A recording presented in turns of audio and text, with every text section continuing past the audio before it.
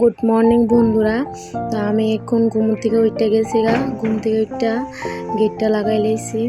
গেটটা লাগাইয়া প্রায় 5টা সাড়ে 5টা বাজবো, কেউ নাই। সকালবেলা ঘুম থেকে উঠটা আমি একটু হাঁটতাম গেছিলাম, কেউ নাই। এবার আয়া হাইটায় পড়তাম বইছি, পড়তে বইয়া কোন পড়াতে উঠতে টিফিনটা খাই ওখানে বাজারে যাইতেছি মাংস না লেগা। এই যে মাংস লেগে বলছি, মাংস দিয়ে লেছি। এবারে রেডি করতেছি, এটি কাইটটা ওলাইছি, এটা আমি কুচি কুচি পেলেছি। এবার এটি মিক্সারে দেবো,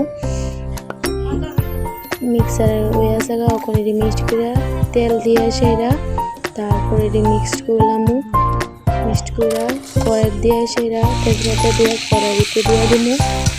দিয়ে দিলে একটু কষা কষা হইলে তারপর একটু কষানো হইব, আর লবণ দিয়েছে, তারপর হলুদ দিয়ে সব কিছু করে দেওয়া হয়েছে। তারপরে কষাই লিখতেছি,